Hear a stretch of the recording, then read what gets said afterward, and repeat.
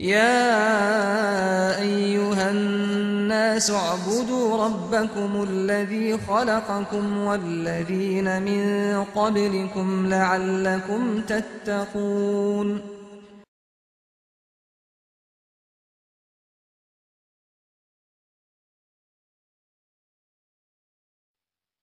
بني الإسلام على خمسة أركان في الدين: صوم وصلاة وزكاة حج والشهادتين. أعوذ بالله من الشيطان الرجيم. بسم الله الرحمن الرحيم. الحمد لله رب العالمين والعاقبة للمتقين والصلاة والسلام على رسولنا محمد وعلى آله وأصحابه أجمعين. أما بعد. Esselamu Aleyküm ve Rahmetullahi ve Berekatuhu. Hürmetlik Müslüman mümin biraderlerimiz, bu kadimki ders mevzuiga yani yine hoş kipsizler. Bu kadimki dersimizdeki asasi mevzui yani sefer musafir Adem'nin üstüde toxtalımız. Yani kandak Adem'ni musafir deyimiz. Yani yolcu deyimiz. O yolcu Adem qandaq işlerini kısa ruhsat yani muşunun üstüde yani qanchalik mesafe yani ağırlığını baskan kişi yani bu yolcu deb hesaplandı yani musafir deb hesaplandı. Biz muşu seferge alakadar hem sefer qilmoqchi bo'lgan kishiga alakadar bo'lgan shar'iy hukmninki üstüde to'xtalamiz. Endi musafir yani yolcu. Endi musafir deganimizda men örf odatda bilsamda yani bir adam uydan chiqib bir yerga berib kelib yiroq yerda 12 kilometr vakazanimiz yo'q. O örf odatda o adamni qanday bir shaklda deson o musafir oldu yani yolcu. Ama shar'iy tarafdan yani İslam dinininki shar'iy tarafda ko'rsatilgan yolcu degan kim? Qandaq adamni yolcu deymiz. Onunki şart sebepleri nima? Men muşunun üstüde toxtalımız. Yani şer'i taraftan yolcu yani musafir deganimizda şer'i taraftan normal o adam sefer qilgan vaqt o'zida o'ziniki uyda tug'an vaqt o'zida qiladigan mana ibodat va ahkam ishlar va faoliyat uni normal qiladi. Shu normal sefer qildi o adam yolculik qildi. Qilgandan shu normal qilgan faoliyati bir qancha faoliyat va yani bunu şu şekilde kısıp boludu da şer'i tarafta bekitilgen. Şu asasiki yolcular yani musafir deyimiz biz. Şer'i taraftaki boğan yani yolcu deyimiz. Yani bundaki adamla qanday qılıdı? Bundaki adamla mesela 4 rekat namazı 2 rekat okusa boludu. Eğer Ramazan bo'lib qolgan bo'lsa, o adam roza tutmay iftar qilib, yani Ramazandan keyin bir kunlikni bir kun qazosini qilsa boludu. Onun başka o adam sefer qilib qolgan bo'lgandan keyin o adam mesela 3 kecha kunduz mana masih qilsa u bo'ladi. Undan başka mana o adam sefer qilgan bo'lsa, yo'l ochib qolgan bo'lsa, bir yerga sefer qilibdi, yo'l ochibdi. Bu odamniki gadiniga qurbaniyat, rozet namozni o'qish vojib emas. Shuningdek, juma namozini o'qishma vojib emas. Chunki juma namozidagi o'rinda o'qiydigan peshin namozi bor. Mana mushunda hükümler o adamga yolcuga mana beriladi.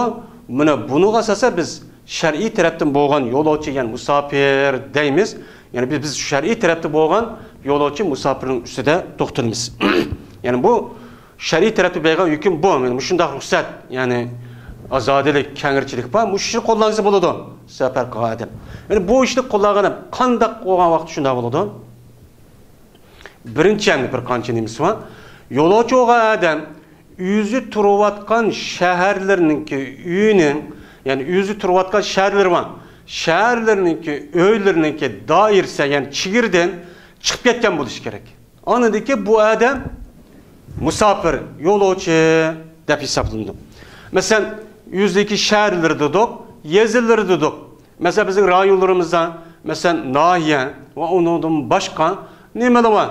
Biz bunu neme deyimiz? Her bir şehir deyimiz. Mesela Yezbaza deyimiz, o bir gap. Ondan başka şehir deyimiz. Mesela her bir nahi şehir de hesaplanıdı. Mesela şu adam nerede kayalık olan bolsa, şununki dairesi hududida bazı belkitildi ene qilib her bir yaniga chegirisi nemisi var. Böyle şu yerden ütüp ketkendiği için o adam resmi anıdayken seferninki hükmü olan namaz 4 rekat olsa 2 rekat Ramazan bolsa mujda roz tutmasak diğerledek mujda hüküm ne o adam kısıca boludu. Yani 2 rekat namaz okusu boludu. Şu hududunu ütüp olgandayken. O adam mesela yezidiyken yez olgandayken o yeza mesela seradınken yezi qaraydı o yez olup şehri qaraydı. Şu şehirninki hudududan ütüp ketken bolsa anıdayken o adam şu canınızda şu hüküm yani 2 rekat okuş gerek ama o adam mesela yezidiyken o adam şehir ekipti. Mesela bir ürümçi vakaza bir yer bakmakçı ama o şehir turup kaptı. Tek o adam kasır kısı bulmaydı. Kaçan ki şu turuvatkanın özünü ki şu şehir hududunu ki yani naya ki nemisin işçiden ütüp ketken vaktin özüden anıdaki bu adam anıdaki sefer yani şer'i tarafta boğan musafir dep atılıda anıdaki şer'i tarafta berilgen bu musafir yoluşu adam gibi olan hüküm uçadı üzüge tetbiqlaşkan buludu. İkinci, bu sefer kılmakçı olan yoluşu kılmakçı olan adam cezmen 3 geç gündüz de bir bardığın bir yani maksat kılış gerek. Yani 3 geç gündüzde bardığın bir yani maksat kılış gerek. 3 geç gündüz degenimiz 3 geç gündüz devamlı meniş emez. 3 geç gündüzdeki 3 günü gün çıkadın gün patağıcı boğan ağırlıkta meniş. Gün ol tuğandan gün çıkkan yaki taң atkanğa kadar boğan ağırlığını rahatlaniş. Bunu hesaplayımız 3 geç gündüzü bu. Mene şu 3 gün yani gün çıkkanda tatıp gün patağıcı boğan ağırlıkta adam 3 gün geçen bardığa yağımen barımen dep hesaplaptı. Yani konu kütüp üyden çıkıp da şehrin hududunu ütüp da o adam şundan maksat kıptı. Maksat gerek, niyet gerek. Ben 3 gün geçirek yani bardığa. Bardığa mesela ne bilen bardı? Yani bu normalde piyade meniş. Atlık olan olsa atlık, tögülük olan olsa tögülük. Muşuda normal meniş bir musa nemi var, meniş duruşu var. Şunu hesaplayımız. Bek iştik mağdığan bir onu hesaplamayımız. Bek asim emez. Muşu piyade, töge, onun başka mesela işek, arva, diğerledek muştan nesini kattık, mağdık. Normal bir adam gün çıkadın, gün patağıcılık, kançılık kilometre mağdı. Yani kilometre mağdı. Yani 3 gün güçlük kaç kilometre mağdı. Yani şu adam şu yere bağışçılık. Yani aş vakti barımen dep şu cayını maksat kıp çıkan bolsa anıdaki şer'i taraftan bu resmi musafir yolcu dep hesaplanıyordu. Ama örf adet mellikanda da hesaplanmıyordu, biz bunun bilgimiz yok. Yani bunda vakti yüzüydü. Bu musafir oldu. Ama o adam onda maksat kılmaptı. Mesela o adam üyden çıkıptı değil. Ya biraz yutup getipti. Ya bir balık yutup getipti. Ya bir hayvan biraz yutup getipti. Yutup getip ayadım iki dep şunu izdep yürüp bu adam şuna jirahya ketipti. Ama o adamdaki maksidi ben şu 3 günlük bardığan yerime maksat kılıp berip anıdaki yerip kelimen demepti. Demegen bolsa o adam musafir olmaydı. Mesela koy yutup getipti, kadıç yutup getipti. Aruz yutup getipti, ya balık yutup getipti. O balam yağı bulmaydı. Ama yakın bir yerde şeydi. Ayadım iki. Dep yine ayadı dep kahve söyleyip yürüp ayadı köydüm. Ayadı dep kiti yürüptü. Ama o bağın o adamdaki yeri şunda 3 geç gündüz yani 3 gün basım onu jirah bir yer bulup getipti. Mene bunda canınızda o adam musafir dep hesaplanmaydı. O adam musafir dep hesaplanmaydı. O adam şu 4 rekat namazı 4 rekat okuyuverdi. Onu yolcu dep hesaplamayız. Hem musafirçi bulmaydı. Hoş bu 3 günlük normal halette bir seyir kılış gerek. Şuna mağan bir narsa itibar kılış gerek dedik. Bundan da ulemalariimizniki o'ttirsida har xil ko'z qarashi var. Bunu da asasen bazı alimlerimiz 63 mil mansa o adam 63 mil gışı boğan ağırlık ben şu çağda barımen dep o adam maksat kılsa o çağınızda musafir boludu digeli varken ve onun başka 63 emez 45 50 netçe mil mansa dep hesapladı. 1 mil degen normalde mene 1,5 kilometre etrafında. Yani en töben 70 netçe 80 kilometreden başlap yuqursi 100 kilometrlik yerga men o adam baraman deb niyat qilib, aş uydan aşağı berip yenip qilib shu yerda ishimni tugitib, andaki uyimga yenip kelaman deb shuni niyat qilgan vaqt o'zida, andaki bu adam rasmiy musofirchi bo'ladi. Endi bu üç keç gündüz degan nemede hem ölüm alırımızın o'ttirzida yine başka alimlarınki göz karıştı, her xil göz karışı var. Lekin biz bu yerde üç keç gündüz buluşunu en asasçı tercih kıldık. Bu Hanefi mezhebinin nemesiga.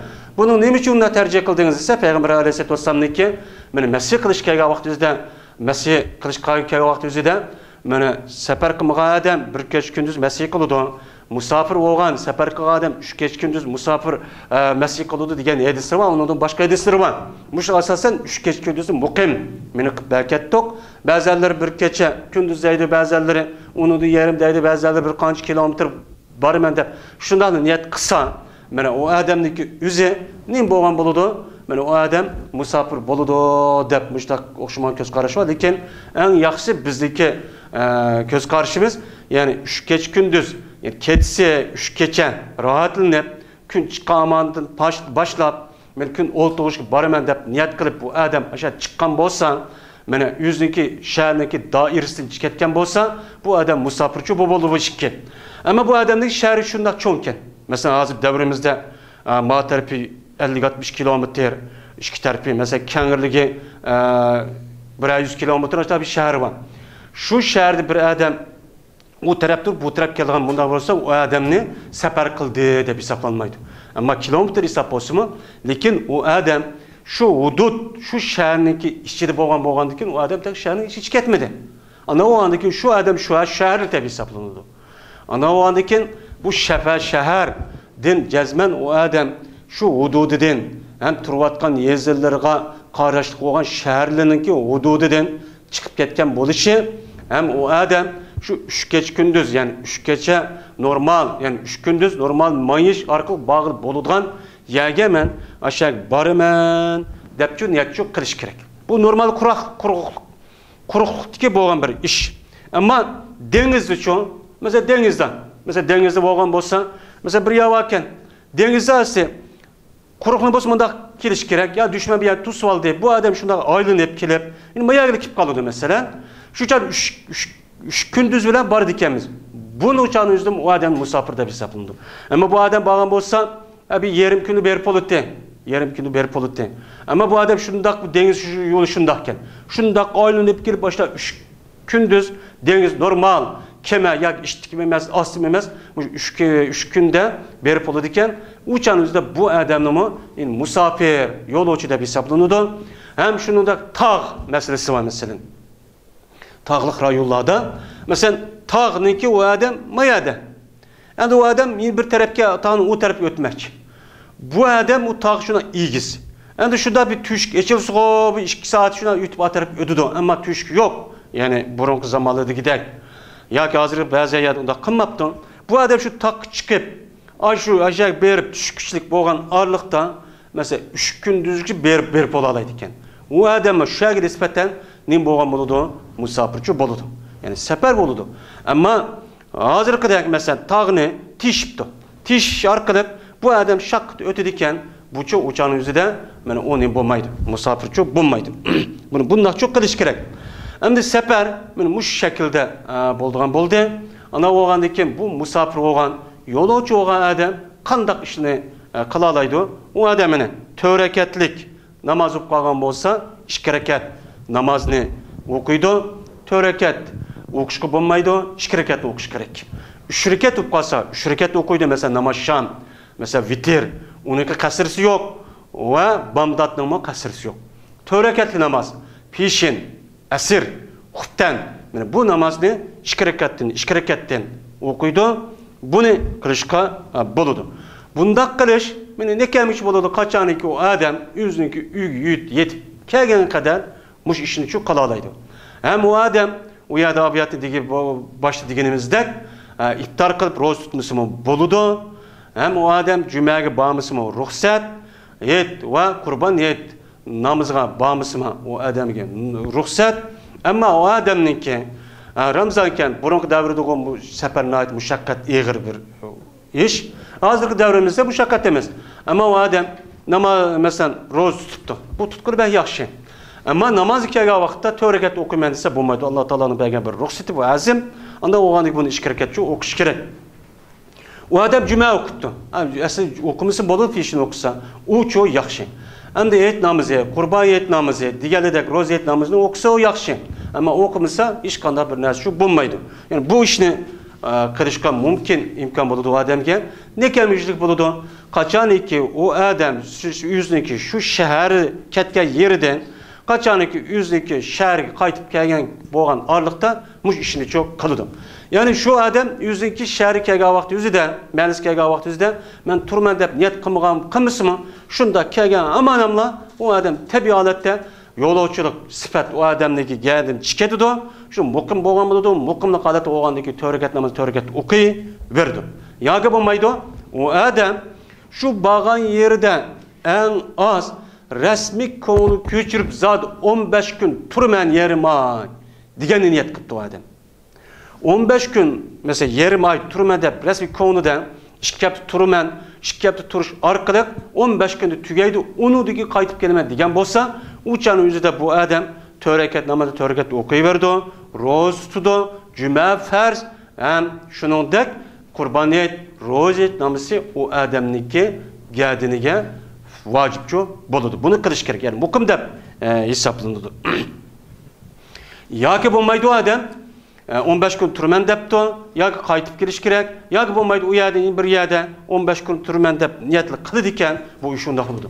Ammo bu shariy oyatida bundaq. Ammo chorvachilar uchun, mesela chorvachilik nemisida mesela ko'chmanlar, kuch chorvachilik nemisi bor.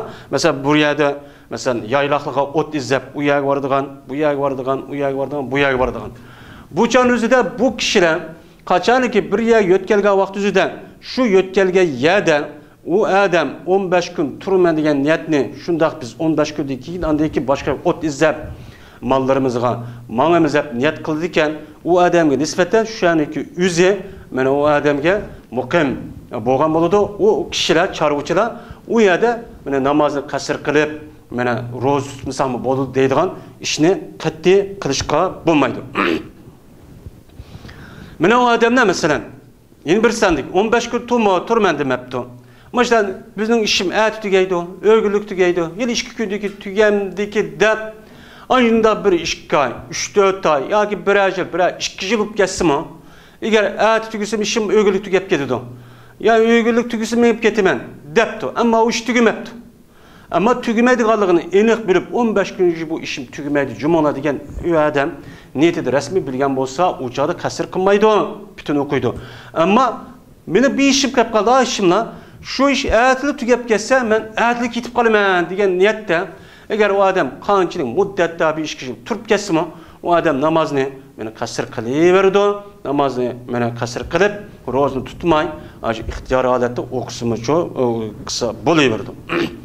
Hem de bir adam mesela Darül Harp, mesela uruş meydanı diken, ya ki İslami halafetken, İslami padişaha karşı çıkan bir kişilerge, onun muasir yağan, bunda bir kişiler olan bolsa, mene bu kişiler kandak kılıdı dese, mene şu çan yüzüde, eğer aşı Darül Harp, aşı uruşka vakti yüzüde, 15 gün turmağı biz müşahede digen bolsa, u çağın özüde bu adam, yani şu asker ve hakaza kişiler bu çağda o namazını kasır kılıp okuydu. Ama o adam şu düşmanı uruş ediken, ya muhasır kıptı. Ama biz bu muhasır kıp olsak, hazır uruş bir aylık kıp olsak, hep olsak biz uyarı yötkülüp ketimiz. Ayak ketimiz. Deydiğin net olsa, meyli kanunçilik, muddet kişilik aşına turuyu vergen olsa, namazını kasır kıp okuyuverdi. Bundan da Peygamber sallallahu aleyhi ve sellem'ninki ve sahabelerninki şunda bir nemeleri var, hadisleri var. Yani sahabeler şu Azerbaycan aş taraflarga, şu Ermeniya taraflarga hatta mana bir sahabeninki rivayetga asasen 5-6 ay turib ketgan yerler var. Namazını kasır kılıp. Çünkü o iş tügüsü biz ketimiz degan. Muşundaq qilgan bu işçi bundaqçı bolu demdi.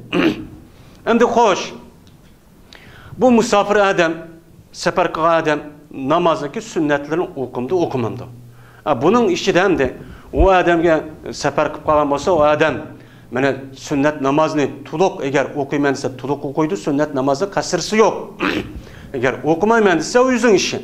Ama en yaxşısı okuş çok gerek. Eğer imkan bolsa zor kalan, mesela zor bir işi yok o adamın, farzını okuttu, onu deki yatakta bir kal oltuğanı göre sünnet okuğa yaxşı.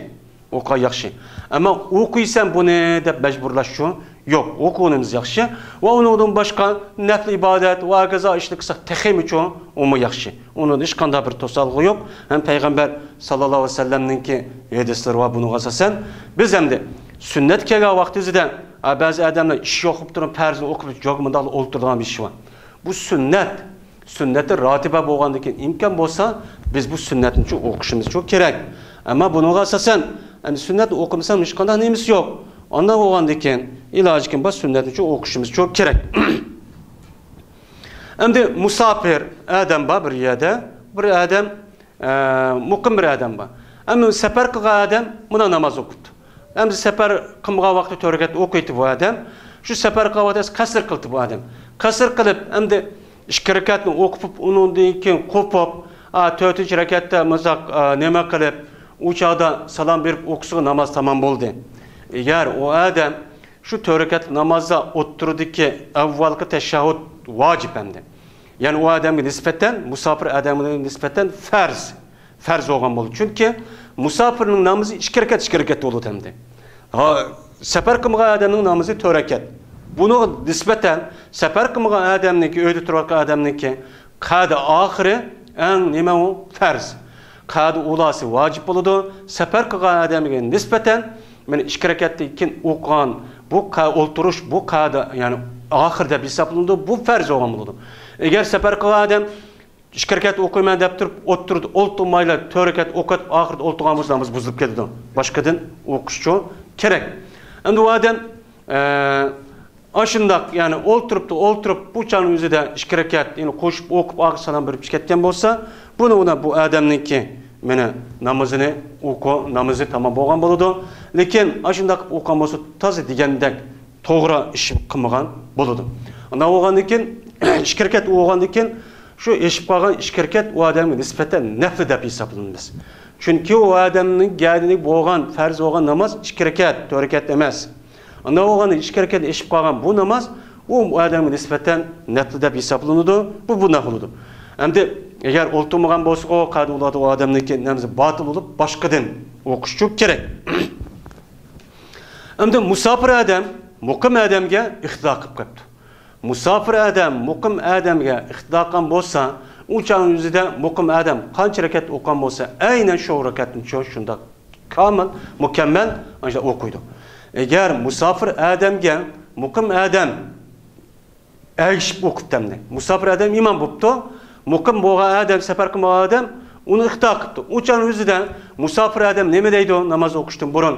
Men musafir adam, men 2 rekat namoz o'qib salom beraman, qolgan aqosizlar hamisi o'qib berishsalar deb mush shaklda o'qiydi endi. Endi bu safar masalasi va biz endi musafir degan mushtaq bo'ladi. Xo'sh, biz endi safar qilib qoldik. U yerdan bu yerga, bu yerdan u yerga yo'tkilish bir masalasi bor. Buni da endi shuna deydimdi. Vatan asliniki o'qishi batıl qiladi deydimdi. Vatan asli degan nima? Ya'ni u odamninki tug'ilgan joy endi. Asli bir joyi bor ekan. Asli bir joyi. U yerda u odam tug'ilibdi, ota-onasi, xotin balva qilib tuqqanlar hammasi shu yerda ekan. Bu vatan asli bo'ladi. Ya'ni asli tug'ilgan joy u, ya'ni u odamning juti u. Jutoğan bo'lgandan keyin u odam in bir yerga ketibdi. Ketgan bo'lsa, u odam u yerdan nima qilibdi bir o'rin tutibdi. O'sha men muqimlashib qolaman deb. Muqimlashib qolaman, men u yerda yerlashgan kishi deb o'sha yer tutgan bo'lsa, uçağın o'zida bu odamniki bu tutgan bu ikkinchi o'rni tug'ilgan ota-onasi va joydagi, ya'ni uni aslidan yo'q qiladi. Ya'ni u odam şu mashadin mush asli tug'ilgan aşağıya bağa vaqt yüzüden eğer 15 gündün töven turup yani ketime degan vaqt yüzüde bu adam bu yerga nisbatan musafir bo'lgan bo'ladi. Bu çağın yüzüde bu adam bu yerda namozni kasr qilish hem jumani o'qimisima, namozlarini o'qimisima u odamga nisbatan bo'ladi. Buni bunda bir tushunish kerak. Ama safar batıl qilmaydi. Yani safar degani Yani bu adam aşağıda şundaqla ikkinchi o'rni bu, birinchi o'rni bu tem. Birinchi o'rni bu bo'lgandan keyin bu adam shundaqla bir yer safar qilib ketibdi. Safar qilgan bo'lsa, qaytib ketibdi, qaytib kelib endi bu yerda 15 kun turib, bu yerga kelib yana turmoqchi bu asl o'rinda. Buningla bu adamniki bu yerni qaytadan yana mashada 15 kunni jiq turma deb niyat qilish kerak demaymiz. Yani şu yerda bu adam ishini shunda tugitib keldimi? Kelgandan keyin aşağı kelgan vaqtda o'zida bu adamniki men mushaning o'zi muqim deb hisoblanadi. Ana shunda kelish amanamla bu adam bu yerda o'ziniki namozni burunqidek tamomchi qilaverdi. Chunki buningda nima shunday bo'lsa payg'ambar sallallohu alayhi vasallam ana Makkadan Madinaga hijrat qildi. Makkadan Madinaga hijrat qilgandan keyin Madinadan Makkaga kelgan vaqt o'zida payg'ambar sallam ashada namozni ketib olish qasrchi qildimdi. Anda o'g'andagi payg'ambar sallam asl tug'ilgan joyi mana Makkada. İkinci asası makani Medine. Medine Mekke'nin şu aşağıda nimqatı ya da yani musafir o'rni açık vatı payg'ambar bu yerda qasr qildimdi. Endi bu adam mesela bir yerda bir noyida deyli bu yerda turdi ekan 15 kun, bir yerda turdi ekan, bir yerda turdi ekan. Yani bir adam bu yerda qanday bo'lish kerak? Bu adam mayada 15 kun tug'gandan keyin 15 kun tug'di. Uningdan keyin mayada 15 kun turdi. Bu 15 kun tug'gan bunu batıl qilib ikkinchi qata boya kelgan vaqtda yüzida bu adam men burun 15 kun tug'ganda meniki turadigan joy men 15 kun turmasammi men namozni qasr qilmayman demaydi. Shu yer shunda yo'tib bu yerda 15 kun turdimi bu vaqt tug'gan joyim va vaqt tug'gan joyini uni butunlay ya'ni nimqadi demdi. Tug'gan joyini aslida yo'q qilib deb u adam bu yerga ikkinchi qata kelsa musafir deb hisoblanadi va undan boshqa bütün joylarniki hammasi shunday bo'ladi. Yine bir sanadayken seferde bu adam namazını aslında kaza kılması gerek. Seferde bir adam namazı kazası katkan olsa o adam uygu kaytıp gelgen deyken o adam şu seferdeki namazını 2 rekat kazasına kıldı. Yani o adamın geldiğindeki 2 rekat namaz okuş vacip olgandayken, farz olgandayken o adam uygu gelgen deyken hem de ben muqimlashib oldum, ben 4 rekat kazası kılaman demeydi. Demey, şu seferde kaç rekat namazını mana qilayotgan bo'lsa, qaysi namoz qilayotgan bo'lsa, u odam shuni o'qish vojib bo'lgan, shu namozni qazasi qiladi. Agar u odam safarda ekan, shu muqim vaqtdagi namozni qazasi qilmoqchi ekan, o'shaningizda bu odam mana safar bo'lgandan keyin 2 rakat qazasi qilaman demaydi 4 rakat namozni. U odam qanday qiladi? Shu muqimni qodat qancha rakat namoz, qanday namozni qazasini qilmoqchi bo'lgan bo'lsa, 4 rakatni 4 rakat, 2 rakat, 2 rakat, 3 rakat, 3 rakat bo'yicha mushundaq o'qiyverdi. Buningda hech qanday bir o'zgarish ahvoli şu yok. Xo'sh, şimdi bir mesele var. Safar qilgan adam ninki meselesi. Safar qilgan adam mesela pishin bilan asrni juplab o'qish, namozshan bilan xutbani juplab o'qish. Buni da payg'ambar sallallohu alayhi vasallamniki bir qancha hadislar ham jo'g'ildi deb. Endi Hanifiy mazhabda mushu hajdan boshqa vaqtlarda, ya'ni mushu Arafat kuni, anadaki Muzdalifa Arafat günü pişin bilen asir, Muzdalifa yenip gelgendan keyin namozshan bilan xutbani juplashdan boshqa vaqtda qat'iy juplab o'qish bo'lmaydi deb qaraladi. Bunda payg'ambar alayhisolom bir qancha hadislar bor. Ham shuningdek, mana payg'ambar alayhisolom safar qilgan vaqt o'zida ular juplab o'qigan degan bir qancha hadislar bor. Biz endi bunga asosan biz eğer iloj kim bor, vaqtimiz bo'lsa, har namozni o'z joyimizda o'qiydigan imkoniyatimiz bo'lsa, har namozni o'z joyida o'qishimiz eng nima yaxshi. Chunki mana Jibril alayhisolom payg'ambar alayhisolom imomatchilik qilib 2 kun imomchilik namozining vaqtini mana o'qitib tayin qilib bekitib bergan. Falan namazı vaqti hukunuqchilik falan o'sha deb va uningda boshqa payg'ambar alayhisolom so'ragan vaqt o'zida eng yaxshi amal nima degan vaqt o'zida mana shu savolga javoban bir qancha savol javob berib namozni o'z vaqtida o'qish degan. Va uningda boshqa mana o'z namozining vaqtida kechiktirib o'qishdagi o'zi degandek, ya'ni nima mesela payg'ambar alayhisolomniki bir qancha hadislari bor. Ham mushu sura araytallazidiki fawailul musallin allazina hum an salat sawun degan oyatga asosan o'limalarimiz namozni o'z vaqtida o'qimay kechiktirib o'qiyotgan degan mushu oyatlar bor. Buning asosan agar u odamlarni agar shu peshin o'qib asrni o'qiy desa, uchad vaqt yo'q. Vaqt yo'q, ya qazo olib ketishi mumkin, ya zarur bir ish borda, o'chanizda o'qirimiz yo'q bo'ladi. Ammo u odam qanday qiladi ekan? Peshin vaqtidami bekor. Asr vaqti bu vaqti ba o'qiyman desa vaqt chiqadi. Endi opiriblar shu bekor olib ishkil berib o'qatagan. dep üzün geldiğini goya o namazındaki ruhiyetini bilmeylan. Geldiğindeki nesinde şundan taşıvattım diyendekler. Kıp bunda okuş diyenden uptan çoğu emez. Ama zaruretimiz varken eğer şu namazını okusak asır kaza olup ketediken. Ya vaktimiz bulmaydiken, ya maşını toxtumaydiken, ya o iş olurken ya bu iş olurken. Ya ki katnaş ehvalı nait eğirirken. Uyadı ki boğuşuya vakt ütüp kedidiken, namaşan ütüp kedidiken. Biz onu birlikkemiz uçağda peşindekin okusak, bunun dışında belki karayeti yok oluşu mümkün. Ama bizdeki rayularımızda, alimlerimiz bundan çok karamaydı. Şu an bu meselede ihtilafi bir mesele ne mi kılmayın? Peygamber Aleyhisselatü Vesselam'ın hadisinden her işkilisi bağ degen boğan diken, eğer kığımız kip kesse, hiç kana bir gap söz kılmazsın, hemimiz ittifak, inak, birlik, buluşuk asasen, onda ihtilap terimazsın, öz ihticarı kısakçı bulu düşün. Unuğa vay kığanı nemiş kıldın dep, kılmığanı kılısan dep, bundak vakırışıp, cakırışıp kılış, her işkilisi edisi boğan diken, edisi asasa bir nes degen boğan diken, çünkü Peygamber Sam edisi. Peygamber Sam bunda didi digen vakti üzüden meyle kandak, aşında bir edis bulup kalsa, derhal şu şerdi toxtuşunuz gerek. O Peygamber Sam edisi ravayet kılınıptı, Peygamber Sam depti, digen deki bu şu bu çıkarımız. Anda boğan diken, oy bulmaydı, oy boludu, diş meselimiz çok gerek. En mühimi, biz özümüzdeki birliği, inaklığı, ittifaklığı, biraderliği, bir-birisimiz bizge boğan mehr, muhabbetini asas kılan aletdi ki, bir xil keyfiyat, bir xil cemiyetini berpa çok kılışımız gerek. Uşaq meseleni tatıp ekiriş arkalık, texiyimi bu tarafını büyülüşki ep kılgan bunda meselelerini çok kılmasımız gerek. Bu bizdeki rayolarımızda bunda bir cem'i kılış meselesi bulmaydı. Çünkü o yani umumlaşkan mesele o cem'i kılmasık.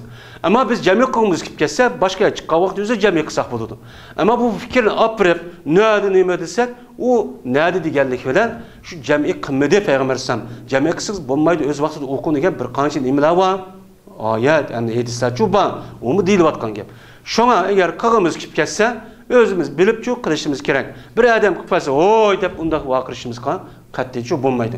İslam dinindeki asas nemisi birlik, ittifaklık, beraberlik bu asas olgandayken bunun asası yani mehr, muhabbet, muş oturumuzda asas urunçu eliş gerek. Bunuğa sebep yani bunuğanki düşmanlaşışka, ittifaksızlıkka, birliğini buzulgan her kanda gap sözü hareketlerden muşu saklaşımız çok gerek.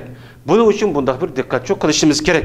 Ve ududu başka seferge alakadar bir kança yine ahkam var. Seferge alakadar Peygamber Sallallahu sefer vakti üzerinde mene çıkan vakti üzerinde 2 rekat namaz okuydu. Kerga vakti üzerinde birinci olup mescitte olduğu 2 rekat namaz okup anıdı kirtti. Peygamber Aleyhisselatü seferde kerga vakti üzerinde ailesi keçisi kirmeydi. Kündüzü mene kirtti diye Peygamber Sallallahu hem hadisler var. Hem Peygamber Sallallahu sefer çıkan vakti Ali Raziyallahu Teala'nın ravatkan hadislerde mene Peygamber Sallallahu mene sefer çıkan vakti kanda duanı okuşunu onu talim bergen.